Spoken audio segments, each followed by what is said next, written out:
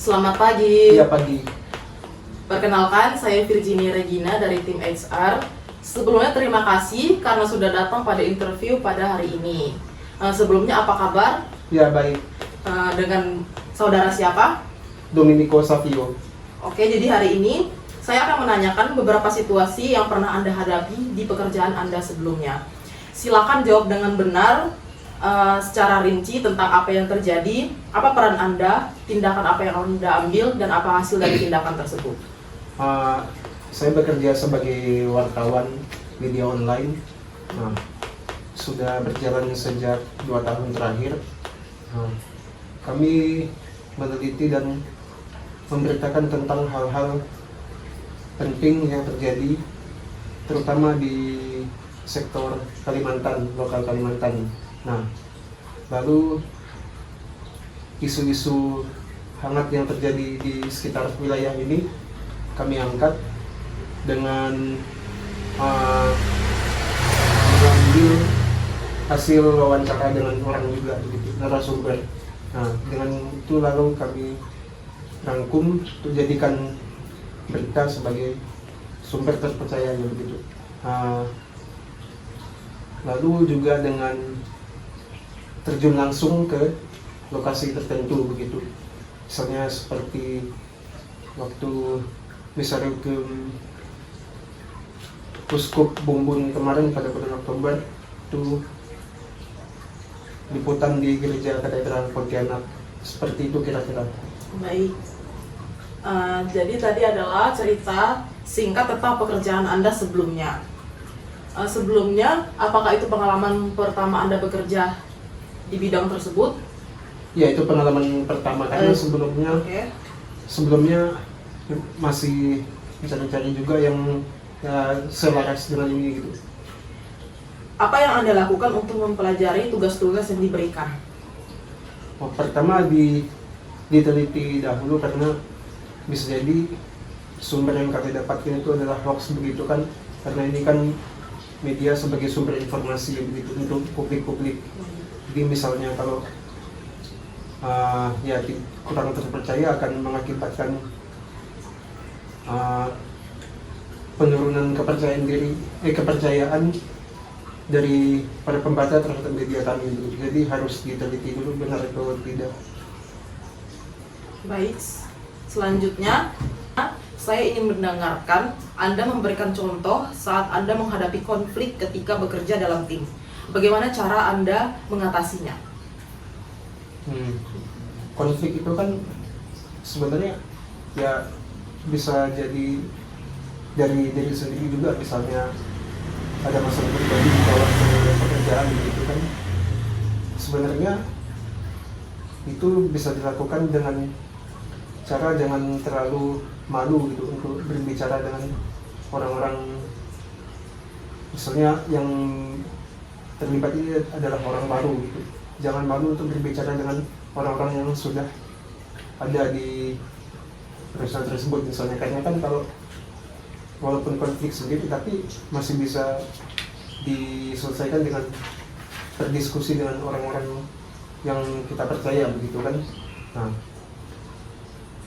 Intinya jangan egois, begitu, kalau misalnya ada masalah pribadi, karena harus bersikap profesional juga.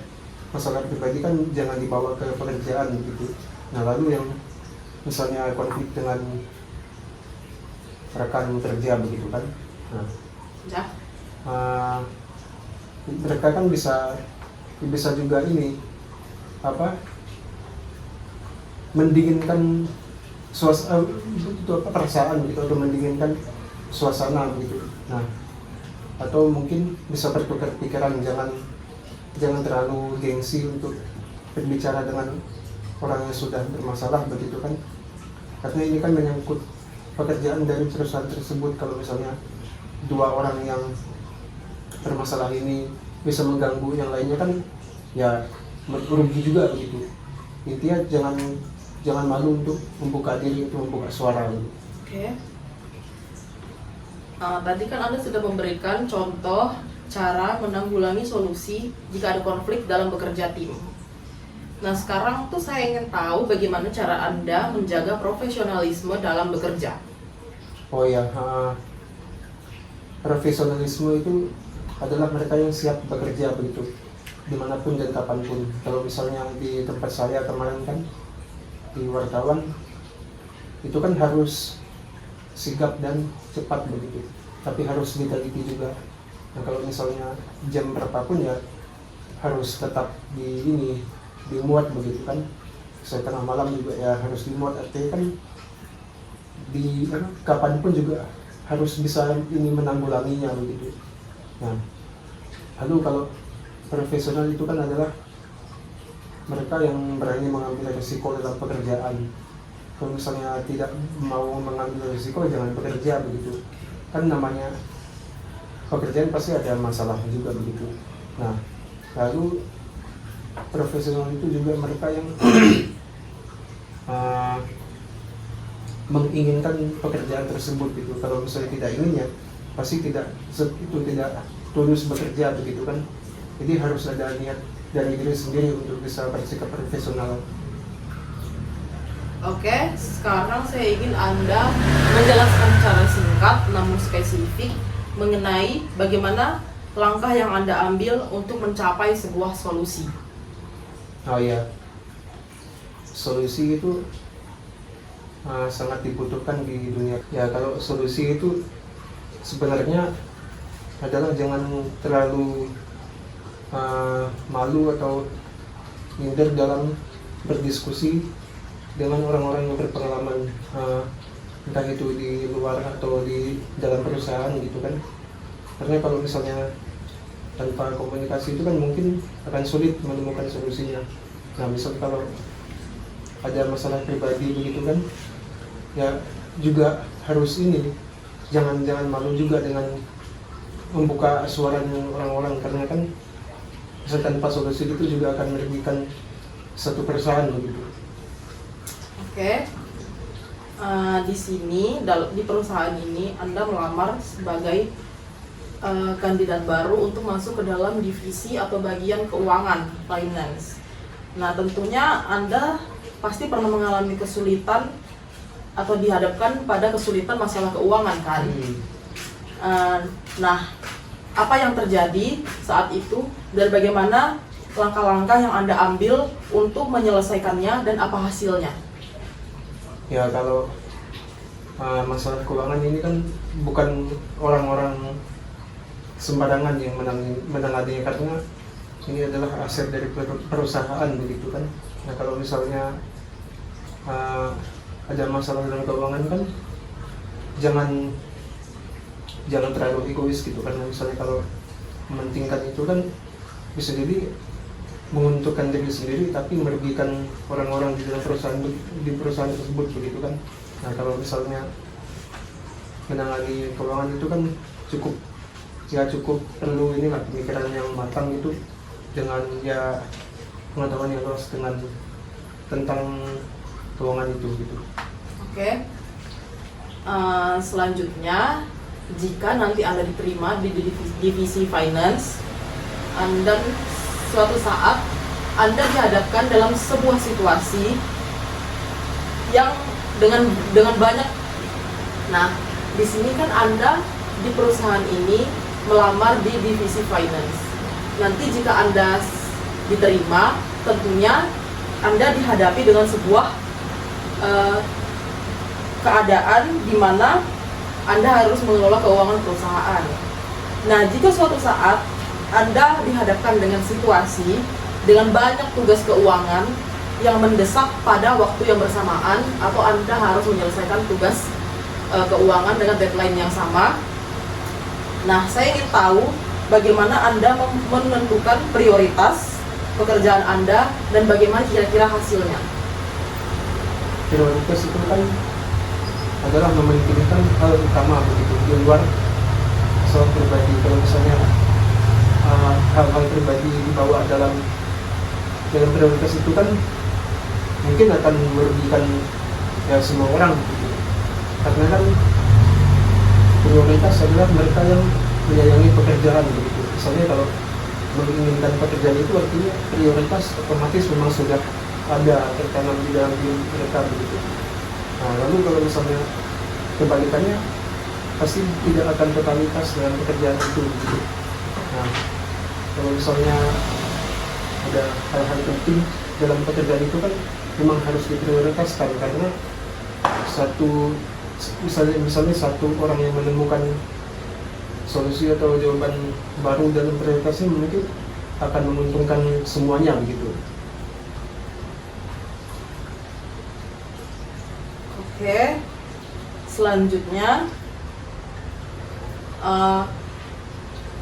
bagaimana jika Anda dihadapkan pada keadaan Anda harus mengurus data keuangan yang sangat besar atau kompleks dan rumit? Bagaimana cara Anda memastikan data-data tersebut akurat, dan apa yang Anda lakukan jika Anda menemukan kesalahan dalam data tersebut?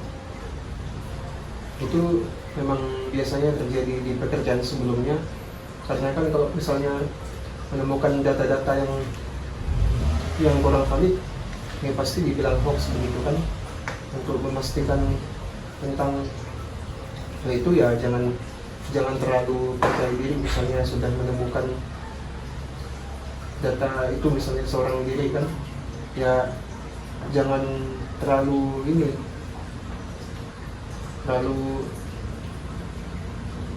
menganggapnya memang yang paling akurat, karena kan belum tentu yang di pandangan lainnya ada pendapat lain juga gitu.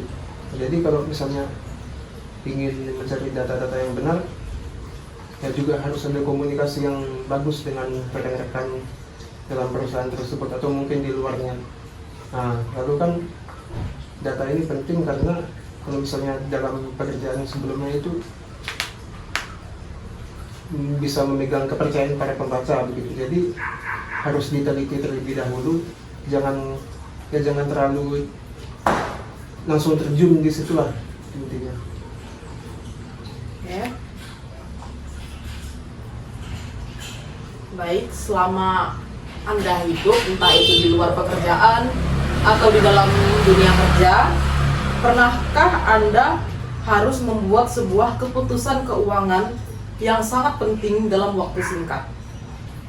Jelaskan tentang apa itu situasinya, apa langkah-langkah yang Anda ambil, dan hasilnya. Oh ya, situasi keuangan itu kan merupakan salah satu hal yang memang harus diutamakan dalam perusahaan, karena keuangan itu kan adalah aset dari kantor tersebut begitu kan. Nah, lalu kalau misalnya menemukan masalah keuangan, misalnya tidak ditangani kan akan berakibat fatal begitu. Bisa jadi mungkin bangkrut atau rugi kan, akhirnya perusahaan tutup begitu. Nah, jadi solusinya itu adalah membentuk suatu tim gitu, atau yang membentuk kelompok gitu lah, untuk berdiskusi satu sama lain. Misalnya ya ada pendapat yang memang paling akurat, bisa digunakan untuk menanggulangi masalah atau situasi keuangan begitu. Nah, jadi dengan hal seperti ini pasti kan ada solusinya, dan hasilnya akan memuaskan kinerja keuangan dari perusahaan tersebut. Tentunya selama ini Anda pernah kan bekerja dalam tim. Nah, saya ingin mendengarkan Anda menceritakan tentang pengalaman Anda bekerja dalam sebuah tim dalam menyelesaikan tugas tertentu, entah itu di pekerjaan sebelumnya atau di kehidupan sehari-hari. Apa peran Anda dalam tim tersebut, tantangan apa yang Anda hadapi, dan bagaimana cara Anda berkontribusi untuk menyelesaikan tujuan dari tim tersebut? Ya, tantangan itu kan pasti ada, karena mungkin dalam satu tim itu bisa jadi ada yang egois gitu. Kalau misalnya itu ya maunya pendapat dia yang digunakan begitu, tidak mau mendengar pendapat yang lain begitu kan. Kalau misalnya ada hal seperti itu ya mau tidak mau harus memang keluar dari tim itu dan membentuk tim baru yang menurutnya diisi oleh orang-orang yang terpercaya begitu, yang ya tidak egois begitu. Karena kalau dalam tim ini memang harus banyak pendapat gitu kan. Kalau hanya mengeluarkan satu pendapat ya jangan bekerja dalam tim gitu. Intinya harus ada pendapat benar-benar yang menentukan, tapi juga harus disertai dengan komentar-komentar lainnya begitu. Jadi harus benar-benar memprioritaskan atau mengetahui pembentukan tim yang sehat gitu. Karena solusi dari sebuah tim kan pasti ada dan bisa menguntungkan kelompok yang memang mereka tuju begitu atau perusahaan tersebut. Oke, selanjutnya saya ingin Anda menceritakan tentang pengalaman Anda dalam mengusulkan sebuah ide baru untuk meningkatkan efisiensi dalam pengelolaan keuangan. Apa idenya tersebut? Bagaimana cara Anda meyakinkan tim Anda dan apa hasilnya? Ya, ide keuangan itu merupakan hal penting karena kalau tanpa ide tersebut kan pasti keuangan akan mandek gitu. Bisa saja ya menyebabkan kerugian dari perusahaan tersebut. Nah, idenya adalah jangan malu bekerja sama atau bernegosiasi dengan perusahaan-perusahaan yang lain gitu. Ya bekerja sama menjalin keuntungan satu sama lain begitu. Nah, kan kalau misalnya ada ide-ide seperti itu, perusahaan tersebut tetap hidup begitu, bukan justru mematikan begitu. Kalau misalnya tanpa ide-ide ya, ide-ide keuangan itu adalah bernegosiasi dengan produsen atau perusahaan tertentu begitu. Karena kan akan menguntungkan satu sama lain. Ide keuangan itu adalah solusi yang tepat untuk menanggulangi masalah keuangan dari kantor tersebut begitu. Kalau misalnya tanpa ide-ide kan pasti akan merugikan atau membuat perusahaan tersebut bangkrut. Jadi intinya harus tetap bernegosiasi dengan orang-orang atau kelompok tertentu yang berpengalaman. Agak kencang ya Bang suaranya? Oke, baik. Sekarang saya ingin Anda menceritakan tentang tentang pencapaian terbesar Anda dalam bidang keuangan. Apa yang Anda pelajari dari pengalaman tersebut? Ya, pencapaian tertinggi itu pernah ada waktu itu di pekerjaan sebelumnya,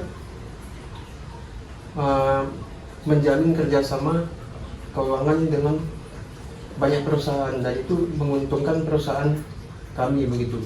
Nah, jadi menurut saya itu adalah pencapaian terbesar karena harapannya pasti saya akan bisa melakukan langkah tersebut di pekerjaan sebelumnya. Tapi dengan syarat ya jangan terlalu itu mementingkan pendapat sendiri gitu. Kalau misalnya ada pendapat dari orang lain dengan menghasilkan pencapaian yang lebih tinggi lagi kan ya harus kita dengar begitu. Ya intinya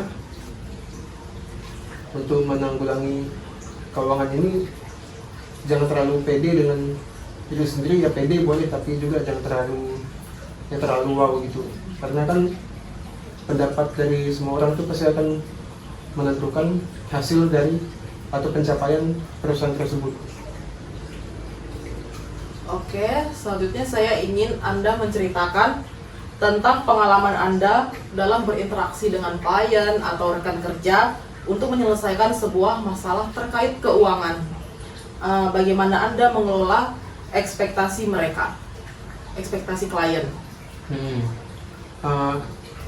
Harus jujur dalam membuka atau memperlihatkan kondisi perusahaan. Kalau misalnya ada perusahaan baru buka begitu kan, ya yang baru-baru belum terlalu terkenal lah gitu, pasti kan kalian ini akan berekspektasi kurang wow gitu kan, atau misalnya berekspektasi kurang tinggi begitu. Nah, solusinya harus berani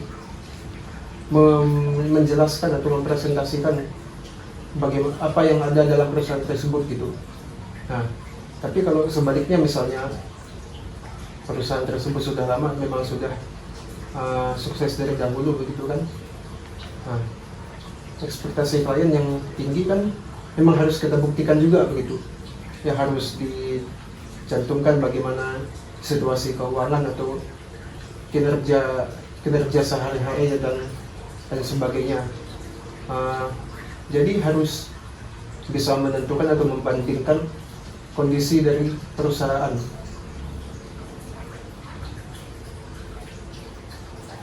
Oke.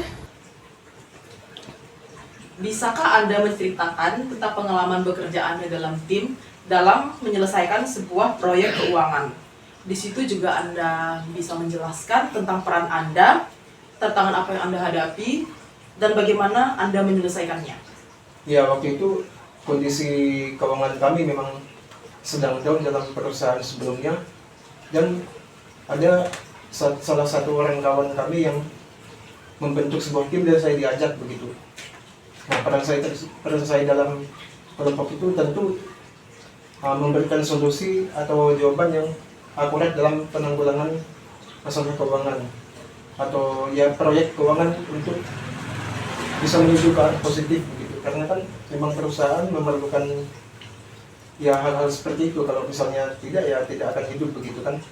Nah, syukurnya dalam tim itu saya juga bisa mengeluarkan pendapat yang betul-betul menjawab juga begitu. Dan hasilnya keuangan kami akhirnya kembali pulih dari sebelumnya. Dengan itu ya kami merasa senang juga dengan pengalaman seperti itu. Selanjutnya, ceritakan di situasi apa atau situasi di mana Anda mengusulkan sebuah cara baru untuk meningkatkan efisiensi keuangan perusahaan. Bagaimana prosesnya dan apa hasilnya? Efisiensi keuangan itu penting dalam sebuah perusahaan dengan membuat langkah keuangan yang sudah dipilih sebelumnya itu konsisten begitu. Kalau misalnya dengan strategi atau cara lain kan pasti dimulai dari nol begitu, artinya kurang efisien. Jadi kalau misalnya sudah mendapatkan solusi yang tepat dalam diskusi sebelumnya begitu, harus tetap dipertahankan begitu. Dan kalau misalnya ada solusi yang lain juga, ya tambah-tambahkan sedikit gitu. Intinya mempertahankan efisiensi keuangan itu penting biar ya kondisi dari perusahaan tersebut terjamin juga dari sering berjalannya waktu. Oke.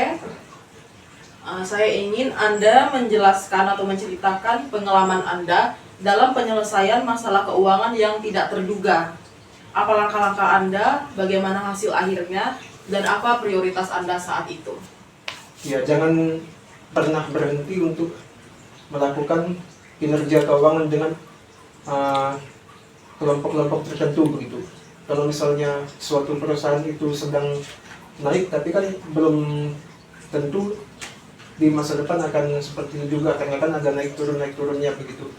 Jadi intinya jangan terlalu percaya diri dengan satu pihak begitu. Misalnya kalau pihak itu down juga, ya otomatis perusahaan yang kita bina ini juga down begitu. Nah, intinya jangan pernah untuk terlalu percaya begitu dengan pihak yang sebelumnya. Harus bisa membuka relasi atau menjalin negosiasi dengan yang sudah berpengalaman. Misalnya kalau dari perusahaan yang satu ini masih baru begitu kan, pasti kan membutuhkan perusahaan yang sebelumnya memang sudah berpengalaman, misalnya yang sudah terkenal lah begitu. Dengan kondisi seperti itu pasti tidak bukan pasti, tapi berkemungkinan besar akan memberikan solusi untuk keuangan perusahaan itu biar tetap hidup.